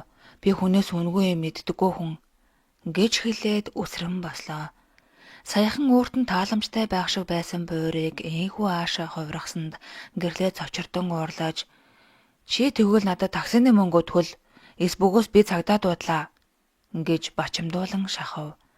Аргагүй шахаанд орсон буур буцаж суугаад номхон дүлгөөн харц гарган би сая дугхийн хооронд нэг зүүдлээд тэрнээсээ болоод юм мэдэж чадахгүй болчихлоо гэж доошоо харав. Юун зүүд муу зүүдийг дорн хариулдаг хувраг манай аавын найз юм. Би тэрийг аргалаад өгчихүн. Чи зүгээр л сандралгүй миний найз хэвээр үлд гэж учиргүй эрдэнсээ алдах гэж буй хүн аятай шахахад буур сандран хөсөө арчих гэхдээ гэрлээгийн хүн хонхор алга байгааг сая л харжээ. Тэр цочин зог тусаад яагаад ийм сайхан бүсгүйд хүн хонхор байхгүй байдаг үлээ эн чинь хэмээн сэжиг төрж дээшээ харав. Бүсгүй түүнийг ажиг сэжиг авсныг мэдсэн янзгүй. Зөөгчөө бид хоёрт нэг Чингис шар ариг бас даруулга болгож Орос хям Герман бүрээрээс нэжгээдэг өгөөч. Манай найз жаахан өлссөн юм шиг байна хэмээн намуухан хэллээ. Энэ гэрлээ их учиртай бүсгүй байлаа. Аав нь гэж их юм үдсэн хөдөлгөөнтэй шар нөхөр байгаагаад түрүүн ирээд явсан тэр хүн гэдгийг бид мэднэ. Төрөлхийн хүүхэд заяагаагүй түүнийг олон хувраг аргалж өгнө хүүхэдтэй болгоно гэсэн ч эцэстээ шинжлэх ухаан түүнийг өргөдөлтэй нэгэн гэдгийг баталсан аж. Харин нэг л хувраг түүнийг хизээж хүүхэдтэй болохгүй гэдгийг батлан хэлээд эрхээ хідэнтэй татаж үзээд 41 жилүү тасалсны дараа зоос гүйлгэж хараад дээш харж байснаа. Чиний иддэг зүйл дотор хүүхэд чинь бой. Түүнийг гэмтээхгүй авч чадвас насан туршид чинь хайрлаж хамгаалах өөрбөө. Үүнээс хойш иддэг зүйлээ цэрлэх тун. Баруун шанааны доор харандаагаар зурсан мэт гурвалжин цэцэг мэт гурвалжин цэгэн мингтэй охин хүүхэд харагдаж байна. Хэмээгээд хойш налан нүдэ анжээ. Ямыг ингэж тод томрон харсан мэт хэлсэн хуваргыг анхандаа илэглэн шоолоод гарч оцсон агаад 3 жилийн дараа үнэнд гүйцэгдэн эргэж ирэхдээ хуврагт их мөнгө барин 2 өвдөг сөгдөж үртэй болгож хайрлах тун химэн гуйжээ. Хувраг түүнийг таньсан эсхийг бөөмэд хэсэг амандаа бувтнаж байснаа. За та миний хэлснийг нэхэн санах тун гэжээ. Хувраг хойноо тавьсан морины ташуур мэт зургийг суу татан аваад манерийн нуруунд дундуур ороолгоод авахд ингийн чинээ санаагүй тэрээр ёо гэж шангаар орлов. Гаднаас 2 хамгаалагч нь хаалга түлхэн өсрөн орж ирэхэд нүүр нь улаас нь тэрээр чангаар хашгичин юугаа хийж яваа юм бэ та хоёрыг дуудаа юу? Эндээ л яолж байндаг гар та нар гэж сандрав. Хаалга гэнэт нэгдэхэд ингийн чинээ санаагүй хувраг бондгос хийтэл зочхыг харсан гэрлээгийн аав инээдээ барьж чадсангүй төсхийтэл хагарчээ. Хуврагын царай менчийн улааж та их л буруу юм хийлээ дээ. Танд тавьсан тус маань алга болчих шиг боллоо химээн бувтнав. Хуврагын арай төвөнд үргэлж бувтнаж сонсогдоод буйд гайхсан хүн ингэж дуу алдав. Гэрлээгийн аавыг дамжин гих бүлгөө. Дамжин та юу идэж уугаад явдаг вүлээ? Одоо та тэрийгэ болохгүй бол өөртөө болох заяа чинь дуусаж байгаа юм байна гэж лам хэлээд хойшоо налжээ. Дамжин өнгөрсөн 3 жилд энэ хүн шиг юмыг тодорхой алган дээрээ тавьсан мэт хэлдэг хуваргыг хараагүй тул хэлхүү байх уу гэж эргэлзэн ээрхэд баасан лам гараараа дохиж толгой сэгсрэн "Хэрэггүй дээ. Нэгэнд хүн дээр жамжаагүй өрийг зоог болгон хүртэх нь танд маш том нүгэл хурааж байна. Одоо та түүнгүйгээр залуу явах өөр арга бодож бол. ертөнцийн насыг бүгд л тойрч биш дайрч гардаг болохоор та сайндаа л 15 насаар залуу харагдана. Та шудраг хүн болохоор миний хэлхийг гадарлаж байгаа байлгүй дээ. Түүнээс босдон танд маш сайхан зохиж байна. Хэдий та мөнгө төлж авдаг ч гэсэн энэ үйлчин танд хүний төрлийн урууг өгөөд байна" гэж эрсгэн хэлээд босчээ. Дамжин бүр сандарч дуусав. Өөрөөсөө ч нуух шахуу тусгаад захиалгаар гар дамжуулан авч хэргэлдэг тэр зүйлийг энэ хувраг яаж мэдэв гэж бодхоос хүйтэн хөлсөн чихарлаа. Хувраг өрөөгөө хоосон орхиод гараад явчихав. Түүнд ярилцах хүн амтан юу ч хосорсонгүйд тэр гайхан "Ороод ирэх болов уу?" гэж хэсэг суусан ч бүр тагчиг. Ингээд явхаас аргагүй болов. Ороо түүний зоог ирэх ёстой. Тэр бол Дутуу аймгийг төрсөн хүүхэд агаад эцэг эхэн зөвшөөрсний дагуу нууцаар өндөр үнээр баячуудад тусгай захиалгаар өгдөг байлаа. Ийм муухай хүний ёсноос гажууд юм гэж байдгаа гэж анх бодож байсан Дамжин эхний хүнсээ бөөлжин байран хүртсний маргаашнаас л тэр үнэр амт дахин санагдаад хүлэн хөнгөрөөд нүдэн гэрэлтэд иржээ. Энэ бол хүн чөтгөрлөг шолмослог шинжрүүгээ эргэлт буцалтгүй орсны тэмдэг дохио аж. Анхны тэр явдлаас хойш санаа авч харахаа байсан ажгүй. Шууд л амтаж шануулаад игээл өвхөр хонны мах идэж буй мэт хүртчихдэг байв. Ингэж нууц жороор чөтгөрлөг шинжрүүгээ орж хөшөрхөө байсан Дамжин тэр хоолыг улирал тутам захиалан хүртэнэ. Харин тэр мөчлөг энэ ороо таарч байсан бөгөөд баасан лам мэдсэн мэт түүнд ийхүү сануулхад яагаад ч юм өөрийнхөө хүнсийг харж үзмээр санагдаад болохгүй байв. Түүнд нууцаар борлуулаг тэр хүн ирээдүйд ямар ч найдваргүй болсон. Одоо экватороос гарах гэж байна. Эцэг эх нь бүгд зөвшөөрсөн. Аригчин хүмүүс юм бэлээ. Бидний амласан мөнгийг сонсоод шууд л мөнгөө авъя. Бусдыг нь та нар өөртөө мэд гар хөлийн үсгээ өгөж өргөцсөнгээ зураад өгье хэмээсэн гэжээ. 18 дугаар хэсэг сонин явдал. Дамжин шинэ хоолой хүртэхээр бүр хорхоосон байж ядаж байлаа. Түүний бие салгалан чичирч ээлжид хүнсээ хүртвэл яг хар тамхи татсан мэт мансууран хөлшөөрхөөд дуу аялан халаасандаа гараа хийгээд үнтэй машиндаа очиж суун салхи татуулан давхиж оддог аж. Энэ зуршил түүнийг зогсолтгүй хатхан хууртхан шиг хүнсээ аваад тасчин идэх минь гэж бодон гүлээж суутал баасан хуврагын шаравтар царай нэмсэглэх шиг болж насны тооч нь ингээд гүйцхэн тэр би чамд дахин хэлж чадахгүй шүү хэмээн хатуухан хэлсэн сүүлийн үг чихэнд нь хангинав. Өргөлж таа гэж хүндэлдэг хувраг энэ удаа шүдээ зууж нэлээд шаардангуйгаар дээрхүүгийг хэлэхдээ нүдэн солир болж байсныг анзаарч зочсон аж. Амьдрал донд янз бүрийн юм таардаг бүлгөө. Элдв босыг бодож байхаар эхлээд хүнсээ хараадахыг байз. Хэмээн бодсон Дамжин экватор руу очивол улаан цоров охин хүүхэд огт амьгүй мэт хэвдэж байлаа. За охин хүүхэд юм. Амттай л да гэж бодон тонгойтол хүүхдийн гар хөдлөх шиг болов. Дамжин зочсонтой хойш огол өсөрч энэ хүүхэд амьд байна. Би юу хийх гэж байна? Эмчээ гэж ориллоо. Нөгөө хариуцсан нэмж цаад өрөөнөөс гарч ирээд та яасан гинэ? Эн чинь амьгүй төрсөн. Тэр бүхэл амьгүй гэдгийн шинжилгээгээр батлагдсан. Эн чинь одоо хүүхэд биш хүнс болсон. Эд эсүүд ингэж хөлөг тохиолдол гардаг юм гэв. Түүнийг сонсоод тайвширсан Дамжин эцгийн чинь дух гэж эн чинь нэг л бишээ гэж амандаа шивнэн ойртлоо. Гэнэт нөгөө амьгүй гих хүүхэд экватор дотроо жигтэйхэн чангаар час хийтэл орлов. Дамжингийн хажууд элбийг тайлбарлан зогсож байсан эмч цочсонтой хойд талын хаалгыг дагзаараа мөргснөө газарт айжуухан гулсан унлаа. Тэр ухаан алджээ. Дамжинч гэсэн царай нь хухаа цайж ээрч мууран бүүцэгд яг тэгж таарнаа химээгээд ухаан алдан унав.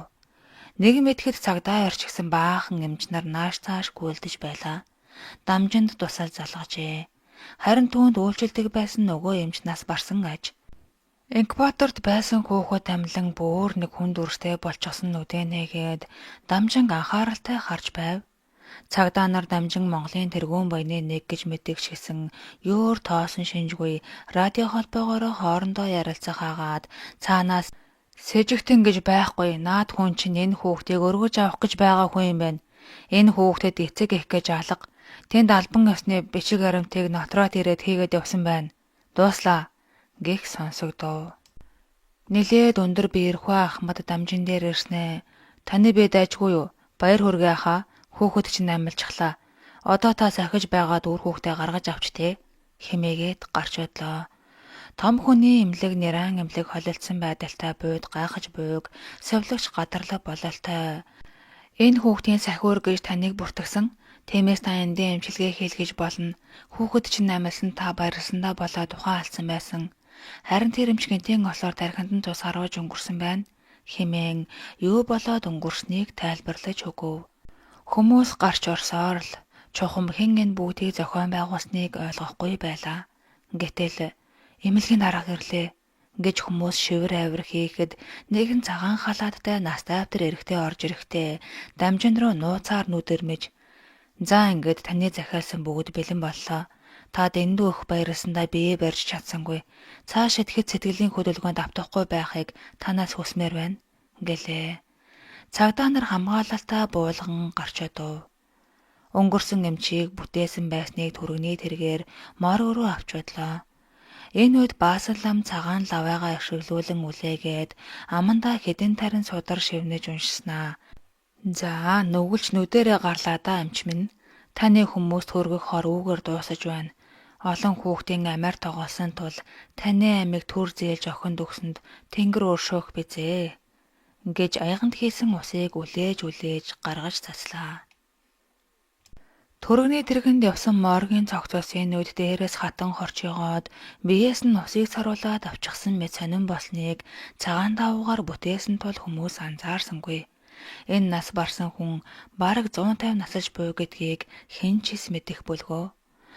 Гагцхүү Баасан ламал дамжингаар дамжиж энэ шимэг шорхой мэт амьдарч буй нүгэлтнийг илрүүлэн зохих газарт нь илгээж буйн тэр байв. Цагаан давуугаар ороож зөөж байсан хүмүүс мор өрөө оруулахдаа инээлдэж анх өрөхөд яасан хүнд байлаа. Одоо энэ хүн чинь хүүхэд шиг хөнгөн болсон байх шиг дээ гэв. Гэтэл хөөй энийг хараа гэж нэг талаас нь өргөсөн залуу царайн хэлэхэд нөгөө гурав нь инээлдэн чи чинь юу харж гавэ? Шулам чөтгөр хараа юу? Химэн даапалав. Нөгөө залуу бусд нь ийхүү шоосонд игдүүцсэн үү яасан цогцос дээрх цагаан даавууг хуу татан авлаа.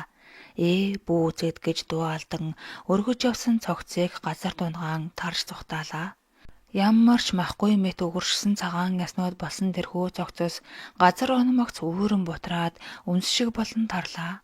Айсандаа 10 метр холгүйсэн ажилтнууд нэгэн зэрэг ухаан орж иргэн харвал юу ч байхгүй болсон байлаа. Юу болох нь энэ вэ? Хэмээс нь тэд гайхсандаа эргэж очиход цогцос ор мөргүй алга болж цагаан давуул газар твтэж байлаа. Бүр нэг ширхэгч үнс байхгүйд тэд итгэж ядан юу болох нь энэ вэ? Гээд гайхшран толгоос эксэрхэд ахлагч нь бололтой нөхөр уцаа шүүрч аван эмнэлэг рүү ярьж энэ цогц чи алга болчихлоо ингэж тодорхойгүй сонин юм хэлэв. Цаанаас нь нилээд ууртайгаар юугаа хуцаад байгаа юм бэ? Яхаараа авч явсан цогцос алга болдгийм. Ам ороо босоод ухтаачихсан хэрэгүү. Ингэж зандарч байгаа нь чан гарагч дээр тавьсан дуунаас цуурайтлаа. 30 жил энэ ажлыг хийхдээ ингэж бодлон үүсгэж байгаагүй настай автер ир тун одолгүй тэтгэвртэй гарах гээд баяртай наргагүй явж байхдаа ийм зүйлтэй учирсандаа үнэхээр балмагджээ. Цогцыг морогт хүлээлгэж өгөөд гарын үсгээ зураад л гараад явчихдаг ийм энгийн ажилдаа бүр дадчихсан хүмүүст энэ нь цоошин зүйл байв. Учир юу гэвэл тэднийг айн ширээвтэж зүхтаа хооронд өгөршсөн яснууд нуран унсан байна. Энэ үед жижиг хуй босож тэр газрыг дайрахдаа үнсийг юу ч үгүй болтол нь хийсгэн оджээ. Үүнийг хийхдээ номт очроо зүүн гартаа барьж, хонхоо баруун гартаа бариад, 2 гараа солбон Баасан лам хуй босгох шидэт очрын тарин гихчээг уншингаа цагаан лаваагаа ширтэн харжээ. Түүний бөөрөн дээр жижиг толмит зүйл тодрон гараад эхлээд хар толб гарч ирснээ аажмаар цайрав. Хуваргыг хүлээхэд лавайн дайвалцсан хөдөлгөөн нэг бөөрөн дээрээ сэнсрэн эргэлдэхэд баасан ламын санаа амарч за ингээд ор мөргүй хоосон болов хэмээгээд нүдэн анлаа. Моргийн гадна байх дөрвөн ялчин дээр дохиогоо хангинуулан цагдаагийн алаг тэрэг давхин ирээд дотроос нь бүлэг цагдаа гүйлдэн гарч ирэв. Эмнэлгээс дуудлага өгсөн ажгуу. Газар твт хөдөлгөөнгүй бол цогцос хаан байна хэмээн хашгиралдах цагдаа нарыг хараад ахлагч нь гараа өргөн газар төвдөглөж суугаад бид яагаад ч үгүй гинтэл алга болчихлоо гэж хариуллаа. Цагаан давуу өргөж явсан дамнуурга тэргүүтнийг харсан цагдаа нар ийш тийш харснаа.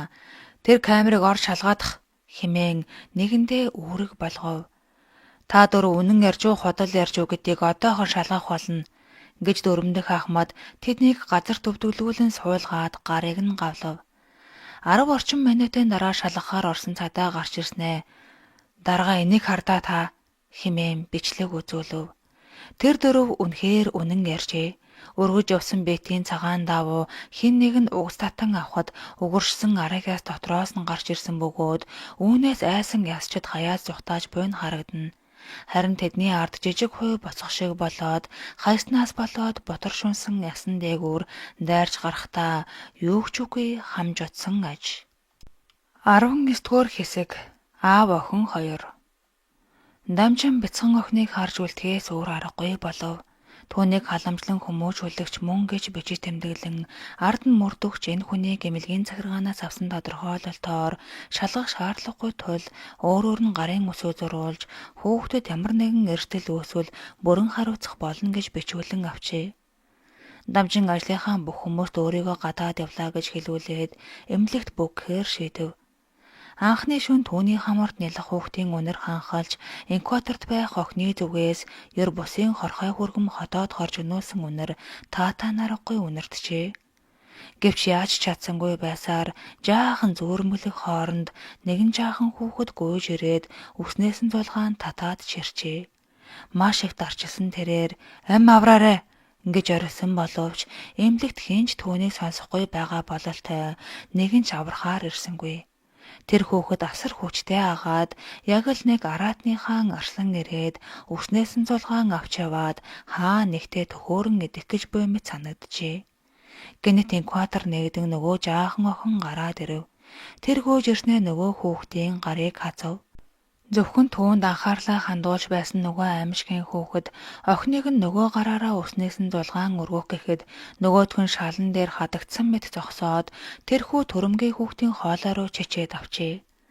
Гинтийн дайралтанд өртсөн хачин мангас царай нь цайж хувирсандаа дуугарч үлж чадан өөх гэж хахаж цацсан шалан дээгүүр ногоон туяатай шингэн зүйл асгаруулсаар гүйж одов.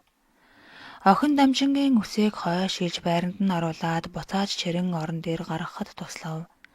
Хав харанхуйч гэлээ гаднаас тусах сарны бүүдгэр гэрэлд ийм үзэгдэл болж орон дээрээ гарсан дамжин айснасаа болж зүрхэн хаагдах тохин ухаан алдаж унаад тагчиг болжээ.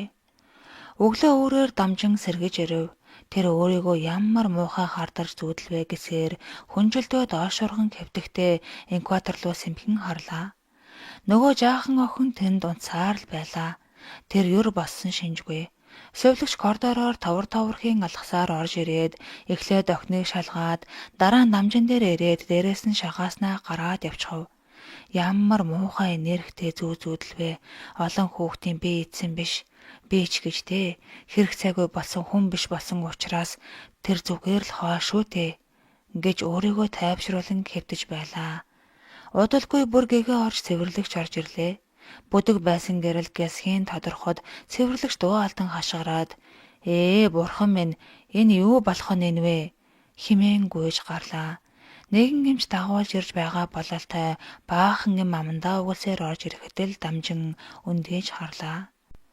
Өрөөний булангаас хагас метрийн зайд хан руу орсон бололтой зунгаарлцсан шингэн авааж харагдахад дамжин эгээтэл буцаад ухаан алдчихсангүй. Эмч тэрхүү шингэн рүү дөхөж очоод та үүнийг асгасан уу? Ямар заваан суудаг юм бэ? Энэ юу юм? Ингэж дамжин руу сэжиглэнгүй байртай харав. Тэр дэмийл нүдээ эргэлдүүлэн мөрөө хавчаад толгой сэгсрэв. Уг хэлэх гэсэн ч хоолойн цахиртан өөрийнхөө хоолоороо цохиулчихсан юм шиг авиа үл сонсогджээ. Инкваторт байсан охин гэнэт часгийн орлов. Эмч хүүхдийн чанга дунд сочин эргэж харснаа. Энэ хүүхэд игээтэл хаягсчихаагүй шүү. За, чамайг одоо хүн болгож авнаа. Аав нэнд байгаа болохоор битгий бяцхан өрмөн хэмээн зөөлөн дуугаар хэлээд очиж бүх хэмжүүрүүдийг шалгав. Ёстой гайхалтай юм аа. Энэ хүүхэд бараг цагаар өсөж байх шиг байна. Гэр бүлдээ бүр их хайртай бололтой. Байн л аавынхаа зөв нүднийхээ булангаар хараад л гэж хэлчгээд гарч одов. Эмч өөр юу ч хэлсэнгүүд сэвэрлэгч араас нь гүйж гараад эмчээ сэвэрлэхгүй үнийг гэж асуув. Эмч эргэж харснаа. Тэгээд би цэвэрлэх хөлөө өөрчлөгчээ. Та юу яриад байна? Сайхан цэвэрлээд гаргаж хай гэв. Ногоон зунгаан дээр үгэлсээр очсон цэвэрлэгч захаас нь цэвэрлэх гээд барсангүй. Шалнаас юр хавхрахгүй яаж.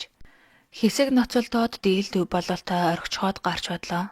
Эмчийг дахин дагуулж орж ирээд ердөөсөө цэвэрлэхдэггүй байна.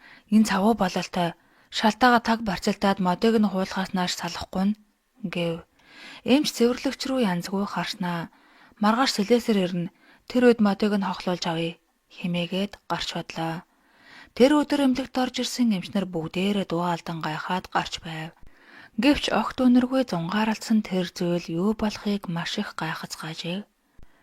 Намжин дахин эмнэлэгт хонхоос айж байсан хэдий ч хүүхдээ орхиод гарч явлаа гэж хэлж чадсангүй шөнө болголоо.